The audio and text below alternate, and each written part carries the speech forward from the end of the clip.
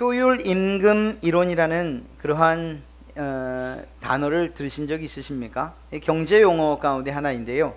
시장 균형, 즉 시장의 어떤 평균 임금보다 높은 수준의 임금을 지급하면 그에 따라 생산성을 높일 수 있다고 보는 그런 이론이에요. 생산성이 임금을 결정하는 것이 아니고 임금이 생산성을 결정한다고 하는 거죠. 예, 이 효율 임금 이론은 근로자에게 높은 임금을 지급하면, 쉽게 말하면 봉급을 많이 주면, 월급을 많이 주면 회사를 옮기는 그러한 이직률도 낮아지고 근로에 대한 열의도 높아지고, 그래서 우수한 근로자를 채용할 수 있다는 그런 이론이에요. 이론이라고 생각한다, 이론으로 발표된 것 보면 그렇지 않을 수도 있다는 거겠죠. 월급은 많이 받고 그리고 편안하게 노는 사람들도 있기 때문에 이론이라고 이야기하나 봅니다. 회사 측에서 볼 때 급여를 주는 그런 회사의 속마음을 노골적으로 말씀드려 볼까요? 제가 오늘 이 이야기대로 하면 많이 줬으니까 죽도록 일해야지, 이렇게 얘기하는 것 같습니다. 세상에 공짜가 어디 있어? 내가 월급을 이렇게나 많이 주는데 그런데 어디 가겠다고? 그만둔다고? 좋을 대로 해봐. 이렇게 얘기하는 것 같습니다. 제가 너무 편안하게 얘기를 했나요? 세상 사람들에게서 공짜가 없다라는 것은 이미 알려진 거예요. 오죽하면은 이 공짜 때문에 정말 먹고 체하는 일들이 있고, 또 그것 때문에 결국은 좋지 못한 그러한 결말들을 맞이하는 일들을 우리가 보지 않습니까? 그렇습니다. 사실 하나님께서 우리에게 창조하실 그 당시에 노동이라는 신성한 사명을 주셨고, 그것이 물론 벌로 주어졌지만, 그러나 그것을 통해서 또한 우리에게 복되게 하셨어요. 그래서 힘껏 땀 흘려 일하고 그것에 대한 대가를 주셨다는 거죠. 그래서 세상에 공짜가 어딨냐, 이렇게 이야기하는 것 같습니다. 그런데 하나님은 어떤 분이실까, 이러한 질문을 던지면서 앞서 말씀드린 하나님도 이런 효율 임금 이론을 우리에게 적용하실까?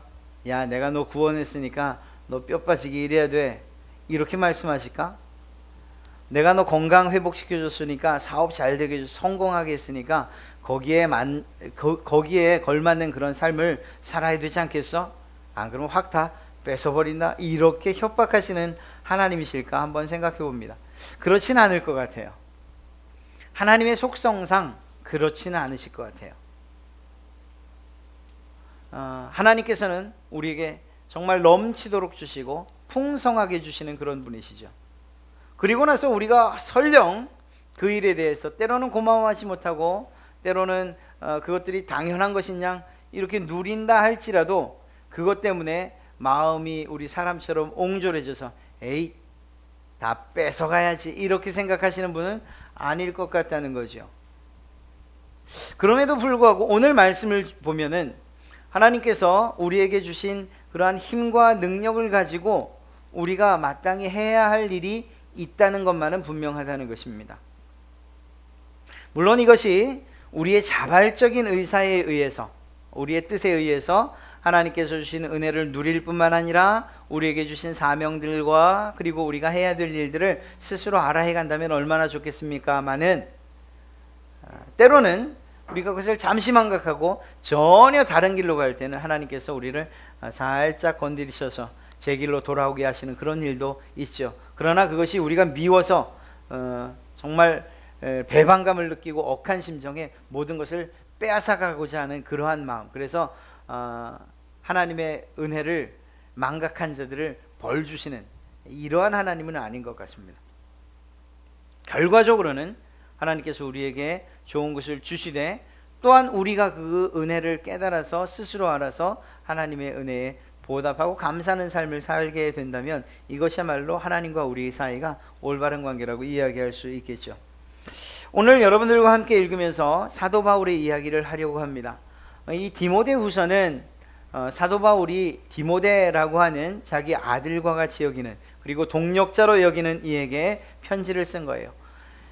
사도 바울이 지금 있는 것은 로마 감옥이고 그곳에서 이제 마지막이 얼마 남지 않았다는 것을 직감적으로 알고 그리고 그 마지막을 준비하는 과정 가운데에서 디모데에게 몇 가지 요청을 하면서 쓰는 겁니다.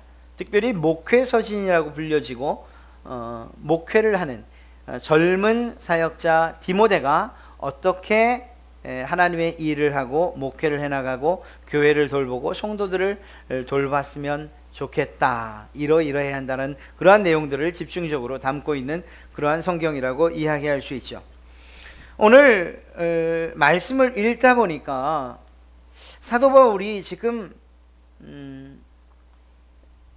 어떤 상심할 수밖에 없는 상황들에 놓여 있다라는 것을 알게 됩니다. 물론 사도 바울이 낙심하고 절망하고 마음이 무너졌다 이 얘기를 하는 건 아니에요. 사도 바울은 그렇게 그의 삶을 살지 않았어요. 그럼에도 불구하고 오늘 이 편지글의 이 9절부터 18절까지를 우리가 읽어보니까 만약에 내가 사도 바울이었다면 나는 많이 낙심했겠다 이런 생각이 들더라는 거예요. 왜냐하면 그 내용들을 살펴보니까 이 사도 바울의 곁에 이 감옥에 있고 또 여러 가지 어려운 상황, 재판받는 이런 상황 가운데 있는 사도 바울의 곁에 아무도 있지 않아요. 누가라고 하는 한 사람만 남아있을 뿐이에요. 물론 그 가운데 대부분은 사도 바울의 그러한 그 파송 그리고 보낸 이러한 경우도 있습니다. 예를 들면 이 그레스게 혹은 디도 그리고 두기고 이러한 자들은 파송받아서 다른 곳으로 보내진 자라고 볼 수 있습니다. 갈라디아로 간 그레스게, 또 달마디아로 간 디도, 그리고 에베소는 두기고로 사도 바울이 보냈고 디모데는 지금 떨어져 있고, 이렇게 예수 그리스도의 일을, 그 복음 전파하는 일을 하기 위해서 일부러 보내고 또 목적하여 보낸, 그래서 흩어질 수밖에 없는 그런 자들도 있었어요. 그렇다 하더라도 지금 이 힘들고 어려운, 그래서 이제 죽음을 앞두고 있는 사도 바울의 입장에서 보면 그들이 함께 있었으면 좋겠다라는 생각을 가질 수밖에 없죠. 그래서 마가라고 하는 마가 요한을 데려오게 합니다. 사실 이 마가 요한은 여러분들도 아시는 바와 같이 사도 바울에게 첫 번째 그 전도 여행에서 버림받은, 이 표현이 좀 거칩니다만 이렇게 인정받지 못한 사람이에요. 왜냐하면 전도하던 중에 아무 말 없이 돌아가 버렸거든요, 집으로. 사도 바울 선생에게 선생님 나 너무 힘들어서 그런데 그냥 좀 돌아가겠습니다. 나 먼저 가면 안 될까요? 사도 바울이 안 보낼 사람은 아니잖아요. 그래 가라 이러면 좋은데 아무 말도 하지 않은 거예요. 물론 그 당시에 함께 동행했던 바나바가 자기 삼촌이었으니까 삼촌이 뭐 얘기해 주겠지라는 마음을 가지고 돌아갔는지는 잘 모르겠어요. 그러나 마가 요한은 1차 전도여행에서 그렇게 사도 바울의 눈밖에 난 그런 사람이었어요. 그런데 놀랍게도 이 마가 요한이 사도 바울에게 있어서 가장 큰 힘이 되는 그런 동력자로서 세워져 있는 모습을 오늘 보게 돼요. 그래서 사도 바울이 내가 지금 이렇게 힘든데 마가 요한이 내 옆에 있었으면 참 좋겠다. 마가를 좀 데리고 와라. 이렇게 요청하고 있죠. 자, 이렇게 믿는 사람들, 동력자로서 일하던 사람들이 어쩔 수 없이 떠난 상황, 그것 때문에도 마음이 무너지기도 했지만, 외롭기도 했지만 또 다른 이유가 있었어요. 함께 일했던 사람 가운데에 데마라고 하는 이 사람이 바울을 떠나버린 거예요. 이건 파송이 아니었어요. 떠났는데 어디로 떠났느냐? 세상으로 떠나버린 거예요. 이유가 세상을 사랑해서. 이 데마는 사도 바울의 초기 동력자입니다. 골로새서 4장 14절과 그리고 빌레몬서 1장 24절을 보면 사도 바울과 함께 동력했던 사람인 것을 알 수가 있어요. 사도 바울도 그를 믿었고 그래서 동력자로 세웠고 말입니다. 그 성경을 보면 이 데마에 대해서 나름 굉장한 칭찬을 하고 있는 것을 보게 되죠. 그런데 그가 오늘 이 디모데 후서에서는 어떻게 표현되고 있는가? 떠난 자로서, 세상을 사랑해서 떠난 자로서 기록되고 있어요. 이 내용을 좀 더 정확하게 이야기하면 육신의 정욕과 또한 안목의 정욕, 그리고 이생의 자랑을 따라서, 그래서 세상 것이 더 좋다고 떠나간 거죠. 물론 이 떠나감에 대해서 어떤 주석가, 특히 이제 칼빈 같은 경우에는 좀 부드럽고 오히려 그냥 강하게 책망할 것 같은데, 칼빈의 주석은 오히려 부드럽게 그럴 만한 상황이 있지 않았겠느냐 이렇게 이야기를 합니다만, 대부분의 주석가들은 대마에 대해서 아주 날카로운 그러한 지적을 하고 있어요. 정말 신앙에서 떠나버렸다 이렇게 말하죠. 사실 이 대마에 대해서 사도 바울이 이렇게 떠났다라고 하는 이 표현은 다른 하나님의 말씀, 즉 이 8절에 나와 있는 말씀인데요, 주의 나타나심을 사모하는 모든 자라는 이 말에 정면으로 대치되는 거예요. 예수 그리스도를 믿는 사람들, 당시에 뿐만 아니라 특별히 가르치는 사람들, 지도자들, 그들이 해야 될 일이 무엇인가요? 밖으로 오는 고난들, 어려움들, 심지어는 죽는 일들, 순교하는 이 일들이 있지만, 그럼에도 불구하고 예수 그리스도께서 곧 나타나신다는 이러한 재림의 신앙을 가지고 버티고 기다리고 또 그분의 오심을 사모해야 됐던 거지요. 데마도 그런 사람이었어야 합니다. 그런데 그러한 예수 그리스도를 기다리는 것을 포기하고 그것을 버리고 세상으로 나간 거예요. 사도 바울의 마음이 무너질 수밖에 없지요.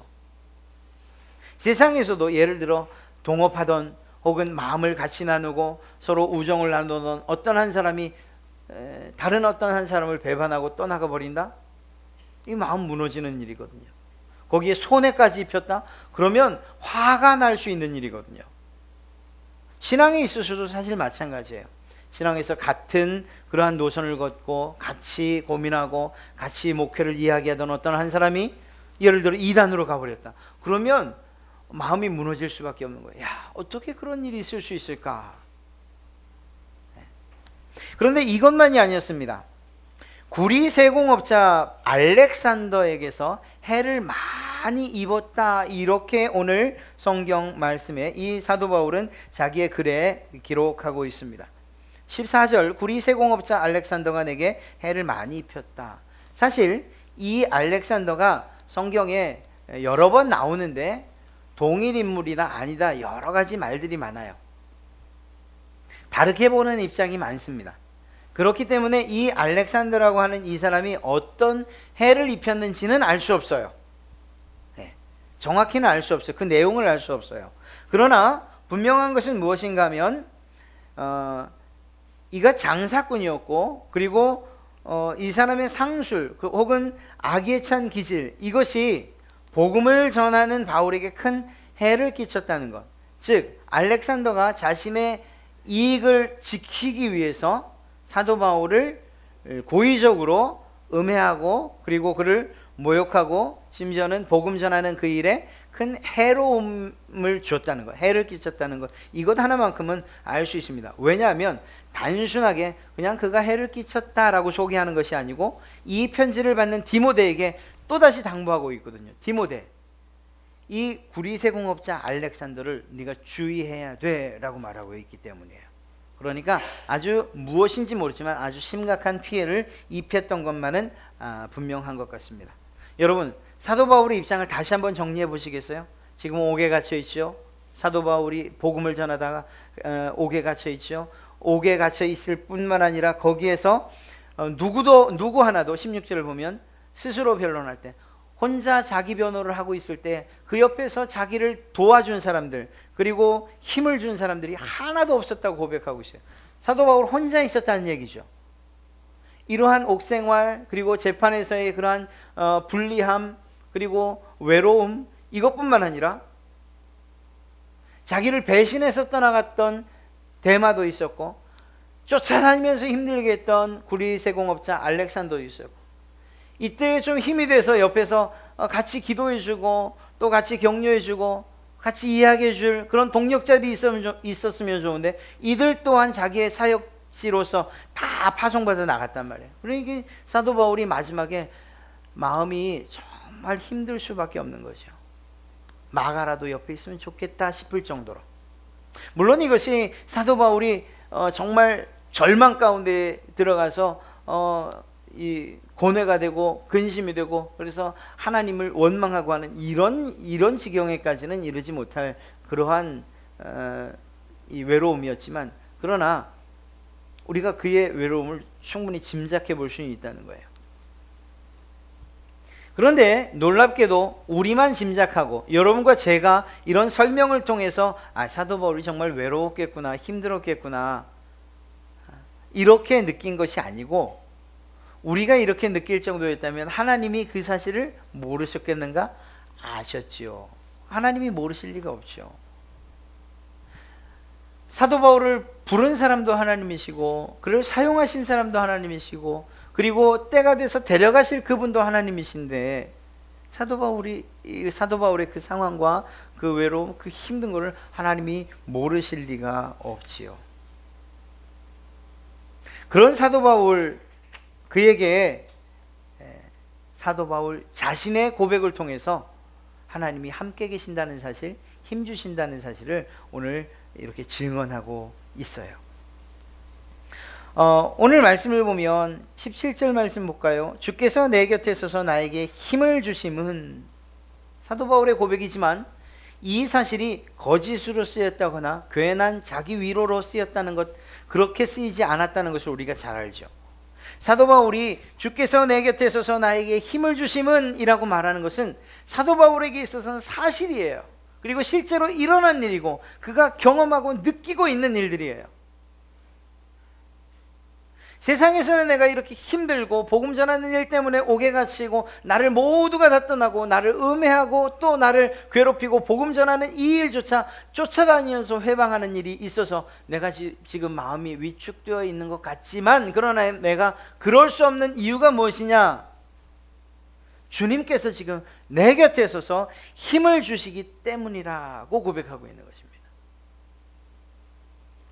사랑하는 성도 여러분, 사도 바울이 자신의 마지막 시험에 가서도 정말로 달려갈 길을 다 간 그 마지막 시험에 있어서도 여전히 이러한 고백을 할 수 있는 것, 하나님이 내게 힘 주십니다. 그래서 뭘 하겠다는 거예요.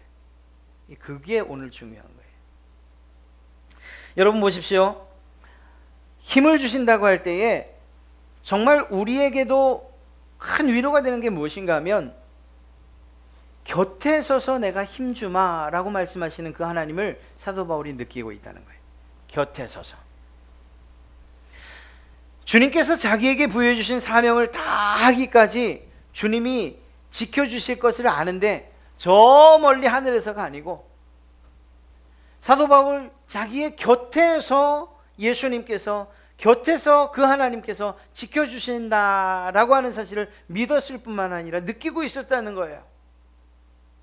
돌에 맞는 그때에도 주님이 옆에 계셨고, 파손당하고 있는 그 배에서도 주님이 함께 계셨고, 태형을 맞을 때에도 그때에도, 옥에 갇힌 이때에도 주님이 함께 계셨을 뿐만 아니라 앞으로 내가 설령 죽게 된다 할지라도 그때에도 주님이 나와 함께 계실 것이라는 사실을 사도 바울은 알고 있었던 거예요. 그냥 막연한 믿음으로가 아니고 그간 경험한, 그리고 기도 가운데에, 그리고 주님께서 실제로 그러한 위로하고 계신다는 사실을 사도 바울이 알고 또 이 글을 이렇게 남기고 있는 거죠. 사랑하는 성도 여러분, 이것이 어디 사도 바울만의 일이겠습니까? 우리도 낙심할 때 많죠. 왜 없어요? 예수 믿다 보면은 믿지 않는 사람들과의 이러한 부딪힘, 또 가족과의 부딪힘 있어요. 그것 때문에 때로는 분노도 일어나지만 그러나 또 낙심하기도 돼요. 아니, 그 신앙적인 것을 차치하고라도 우리가 세상에서 살아가면서 정말 고된 업무와 그리고 또 힘든 일들 때문에 몸도 지치고 몸의 지침 따라서 마음도 위축될 때 있어요. 하여튼 여러 가지 면에서 우리가 정말 힘들어 할 때가 있다는 거예요. 그런데 오늘 사도 바울의 이 말씀, 이 기록된 말씀을 믿는다면 여러분 힘내십시오. 바로 그 여러분 곁에 하나님이 계시기 때문인 줄로 믿습니다. 여러분, 아방 그 시대에 정말 힘있게 역사했던, 그리고 능력을 베풀었던 선지자 엘리야를 아시죠? 예, 엘리야는 그 당시에 바알과 아세라를 섬기던, 그 우상을 섬기던 제사장들 850명과 단판을 지어 싸웠던 사람이에요. 누가 진짜 신인지 보자. 니네 한번 빌어봐. 여기 제단 쌓아놓고 거기에 하늘로부터 불이 내려오게 해봐. 만약에 너희가 기도해서 내려온다면 하나님이 가짜고 너희가 믿는 신이 진짜고, 반대로 너희가 부르짖을 때 아무런 일이 없고 내가 하나님께 요청할 때 불이 내려온다면 우리 하나님이 진짜니까 너희는 다 죽었어. 목숨을 내걸고 그 일을 합니다. 결과는 하나님께서 불을 내려주셨지요. 엘리야의 요청과 기도에 따라. 그래서 그 기송강에서 850명이 그날 다 죽임을 당합니다. 승리했어요. 아주 놀라운 일이었어요. 그런데 이 이야기를 듣고, 그리고 나서 이세벨이라고 하는 아방의 아내, 이 이세벨이라고 하는 사람이 이 우상을 섬기는, 그리고 끌고 들어온 바로 그 본 당사자거든요. 이 이세벨이 자기가 믿는 신들의 제사장들을 죽였다는 이 소식을 듣고 무엇이라고 이야기하는가? 19장 열왕기상 19장 2절 보면, 이세벨이 사자를 엘리야에게 보내어 이르되 내가 내일 이맘때에는 정령 내 생명으로, 엘리야 내 생명으로 저 사람들, 죽은 바알과 아세라 신을 섬기던 제사장들, 그 죽은 사람들 중 한 사람의 생명 같게 하리라. 아니면 신들이 내게 벌 위에 벌을. 무슨 얘기예요? 내가 반드시 너를 죽이겠다, 이렇게 이야기한 거예요. 이 선전포고를 한 거예요. 아니, 그러면 우리 생각에는 엘리야가 그래도 850명 이겼으니까 그래, 한번 싸우려면 싸워봐라, 이렇게 했으면 좋은데, 그만 그 이세벨의 선전포고의 마음이 확 녹아져 내려요. 여러분, 하나님의 일을 한다고 해서 늘 힘이 있고 그리고 그 능력에 충만한 건 아니에요. 사도 바울도 그런 면에서 우리가 한번 좀 살펴봐야 된다는 거예요. 여러분, 여러분들도 그런 건 느끼지 않으세요? 여러분들이 신앙생활을 시작하고 하나님께서 여러분에게 주신 그 은혜와 예수 그리스도를 통한 구원의 감격들을 경험하시고 그 경험만 생각하면 그냥 끝까지 예수 믿는 일에 최선 다하고 충성 다할 것 같죠?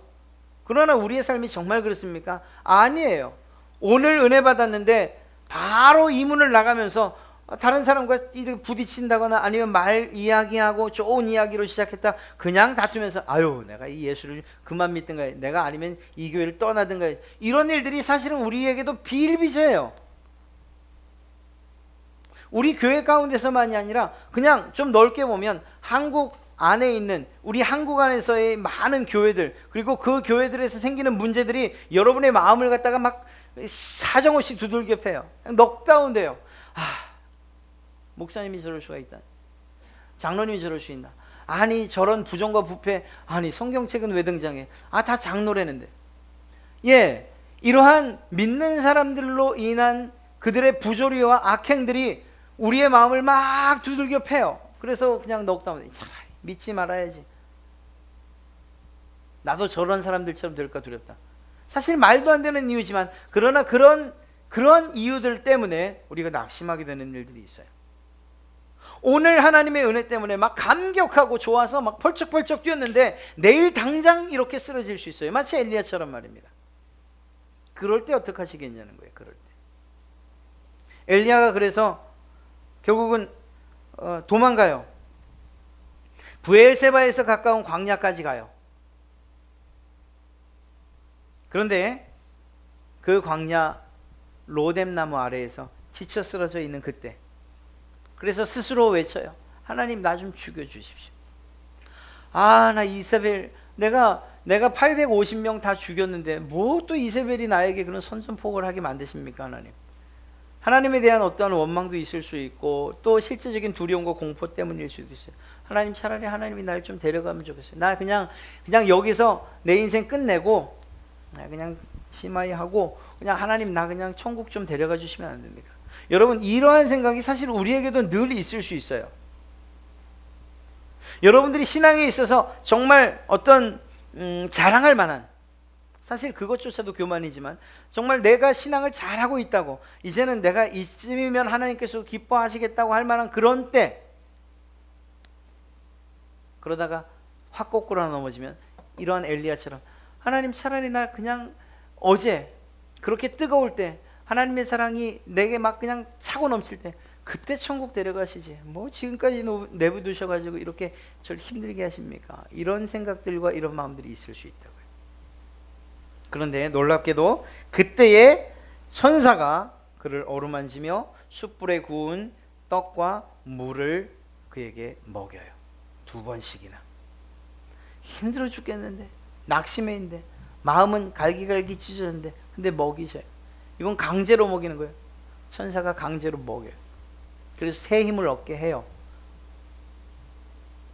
그리고 그가 간 곳이 어딘가? 호렙산으로 가요. 하나님께서 그를 만나기를 원하셨죠. 호렙산으로 가요. 그 일에 대해서 열왕기상 19장 8절, 이에 일어나 먹고 마시고 그 음식물의 힘을 의지하여 40주야 40야를 가서 하나님의 산 호렙에 이르니라. 그리고 그곳에서 사명을 재확인받고 거기서 내려온 다음에 누구를 만나느냐 하면 엘리사를 만나죠. 그래서 엘리사에게 기름을 부어요. 엘리야가 지치고 힘들어서 낙심할 때에, 야, 너 다 썼다, 이제는 거기서 사명 다 했으니까 이제 올라와라. 하나님이 그렇게 안 하셨다고요. 천사를 통해서 먹이시고 그 음식물의 힘을 빌어서 결국은 하나님을 만나게 하시고 사명을 재확인하게 하시고, 그리고는 그 위대한, 정말 엘리야보다 더 위대하게 사용된 엘리사를 기름 붓는 일이 거기에서 일어나는 거예요. 우리 스스로 우리를 포기할지라도 하나님이 여러분을 포기하지 아니하신다는 사실을 믿으시길 주님의 이름으로 축원합니다. 하나님이 여러분에게 힘 주시길 원하신다는 거예요. 하나님, 나는 이제 더 이상 이제 살 소망도 없어요. 나 이렇게 사느니 차라리 하나님께서 그 좋은 천국 나 기대하고 고대하고 있으니까 차라리 데려가 주세요. 이렇게 말해도 하나님이 아니야. 아니, 네가 할 일이 있는데 어디로 올라가고, 먹어. 그래서 우리에게 힘 주시고 다시금 그 사명의 길을 가게 하신다는 것입니다. 이 일에 대해서 사도 바울은 분명히 알고 있었어요. 17절 말씀을 보면, 주께서 내 곁에 서서 나에게 힘을 주심은 그 이유는 무엇이냐, 힘 주시는 이유가 무엇이냐, 사도 바울 나로 말미암아 선포된 말씀이 온전히 전파되어 모든 이방인이 듣게 하려 하심이라. 복음을 전하게 하려 하심이고 그 복음을 들은 사람들이 구원 얻게 하려 하시는 이러한 목적과 그 사명이 아직 내게 있다라는 사실을 인정하고 있는 거예요. 그 사실을 깨달은 거죠. 그래서 하나님께서 곁에 서서 힘주시는 이 일이 사도 바울이 얼마나 감사한 일인지 알 수 없어요. 사실 이 일을 경험한 이후에, 이 편지를 쓴 이후에 그렇게 오래 지나지 않아서 사도 바울은 천국으로 갑니다. 그럼에도 불구하고 그 마지막 때를, 내가 달려올 길을 다 왔습니다, 이제 내가 내 죽음이 준비되어야 될 것을 알고 있습니다 라고 한 그러한 사도 바울의 고백이 이 성경에 써 있음에도 불구하고 사도 바울은 그것 때문에 마지막을 포기하거나 평안을 원한다거나, 이제는 하나님 내가 좀 몸이 편하게 감옥에서 좀 꺼내 주십시오, 나 이제 좀 저기 힘써 일했으니까 저기 휴양지 가서 좀 쉬다 오고 싶, 이렇게 말하지 않았다는 거예요. 오히려 하나님 내게 힘 주시니 내가 그 힘으로 주신 사명 마지막까지 끝까지 다 가겠습니다, 이런 고백을 하고 있는 거예요. 사랑하는 성도 여러분, 하나님께서 여러분에게, 여러분의 곁에서 격려하시고 위로하시고 힘 주십니까? 여러분의 삶의 필요를 여러분들에게 채워주십니까? 마치 천사들이 엘리야에게 강제로 음식을 먹이듯이 여러분들에게 힘 주시려고, 힘내라고 그렇게 여러분들을 격려하십니까? 이유가 있어요. 단지 우리가 이 세상에서 잘 먹고 잘 사는 것, 복 받는 것, 세상 사람들이 말하는 것처럼 좀 성공하고 좀 더 큰 집을 갖고 좀 더 좋은 차를 타고 다니고 뭐 이런 것들이 최종적인 목적이라면 차라리 주님께서 우리를 이 세상에 데려가시는 게 나아요. 왜냐하면 하나님의 목적이 그것이 아니기 때문에 말입니다. 하나님께서 이렇게 사도 바울에게 힘 주시고 내가 네 곁에 있다, 내가 너와 함께 한다라고 이렇게 말씀하시는 이유, 그렇게 해서 사도 바울이 다시금 힘을 얻게 하신 이유가 무엇이냐면 결국은 사도 바울에게 주어진 그 사명 그리고 그 사역의 완성을 이루게 하시고자 함이라는 거예요. 사도 바울이 가지고 있는 그 사명의 완성을 위해서. 사랑하는 성도 여러분, 주님께서 여러분들에게 힘 주셔요. 힘 주시지 아니하시는 분이 아니에요. 사도 바울은 큰 일을 했으니까 힘 많이 주고 나는 아무것도 아니고 나는 힘 안 주고 그런 하나님이 아니에요. 왜냐하면 사도 바울에게 맡겨진 사명이 따로 있고 여러분에게 맡겨진 사명이 따로 있기 때문이에요. 저희가 지금 전도하고 있는 상황이기 때문에 포커스가 모두 전도에 맞춰져 있어서 제가 이 전도의 사명을 가지고 있는 사도 바울의 이야기를 하지만, 그러나 우리의 사명이 모두가 전도라고 그렇게 생각하진 않아요. 물론 이것이 귀한 일이죠. 그러나 여러분들에게 맡겨진 그리고 여러분들에게 주어진 은사와 사명이 때로는 사랑하는 것일 수도 있고 때로는 다른 사람들을 돌보는 것일 수도 있고 연약한 자들을 정말 여러분들의 자녀들처럼 그렇게 생각하면서 힘주고 격려하는 일일 수도 있어요. 사람들과의 관계가 좋지 않고 대인관계에 대한 어떤 두려움이 있는 이들에게는 혼자서 할 수 있는 일들과 또한 사명도 주셔요. 봉사하는 일들과 또한 헌신하는 일들, 모든 사람들에게 은사가 각기 다르고 주신 사명이 다르다는 것을 우리는 인정해야 돼요. 그것, 여러분들이 가장 잘하는 그것, 여러분들이 가장 좋아하는 그것을 통해서 하나님이 영광 받으시는 것, 그것이 여러분들에게 주신 은사요 사명이에요. 그것을 위해서 하나님이 여러분에게 힘 주신다는 거예요. 하나님께서 여러분들에게 힘 주실 때에, 물론 앞서 말씀드린 것처럼 세상에 공짜가 어딨냐, 세상에도 효율, 임금 이론이 있다는데 나도 그것 때문에 너에게 힘 준다, 이렇게 말씀하지는 않으시죠. 비록 우리가 힘을 얻어서 앞서 말씀드린 것처럼 그 힘을 가지고 때로는 엄한 데 쓰고 때로는 하나님께서 기뻐하시는 방향과 그 목적에 따라 사용하지 않는다고 해도 하나님이 우리에게서 그 힘을 거둬가신다거나 이제 넌 끝이야 라고 말씀하지는 않으셔요. 하나님께서 계획하신 그때까지는 우리에게 계속해서 기회를 주실 것이기 때문이죠. 물론 그 기회가 우리가 생각하는 것만큼 충분히 남아있다거나 아니면 없다거나 이렇게 우리가 판단할 일은 아니지만, 그런 면에서 우리에게 주시는 기회 그리고 다시 한번 힘을 주실 때에 그것이 과연 무엇으로 어떤 방식으로 하나님께서 기뻐하시는 어떤 일에 사용되어지는가 하는 그러한 심각한 신앙적 고민이 우리에게 필요하다는 거예요. 낙심했는데 여러분이 하나님의 위로함으로 말씀을 통해서 새로운 힘을 얻었어요. 그러면 이제 또 내가 또 이제 힘 얻었으니까 또 한번 나가 놀아볼까? 이게 아니고 하나님이 내게 주신 이 힘은 다시 한번 기회로 생각해서 그렇다면 하나님이 내게 원하시는 게 무엇인가? 이런 진지한 거룩한 고민이 우리에게 필요하다는 것입니다. 저는 오늘 이 말씀처럼 하나님께서 여러분에게 힘 주시기를 원합니다. 또 그리하실 줄로 믿습니다. 엘리야를 먹이셨던 것처럼 여러분을 먹이실 줄로 믿습니다. 바울의 곁에 서서 힘 주시고 그에게 다시 한번 사명을 재확인시키신 것처럼 여러분의 곁에 서서, 아니 여러분의 속 심령 가운데에서 여러분에게 힘 주실 줄로 믿습니다. 그 하나님께서 주신 힘이 하나님께서 여러분을 통해 목적하시는 바에 올바로 사용되도록 기도하시고 또한 하나님의 음성에 귀 기울이시는 그러한 여러분 되시기를 주님의 이름으로 축원합니다. 그렇습니다.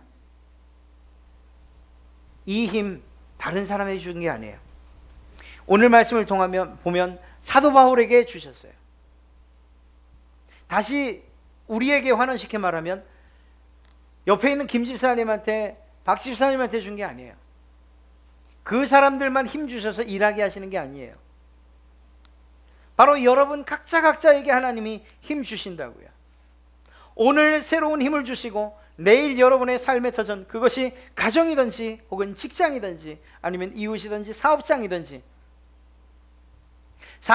사무실이든지 아니면 택시 안이든지 여러분들이 원하시는 또 일하시는 그곳에서 주신 이 힘을 가지고 여러분들의 사명을 감당하시기를 원하신다는 거예요.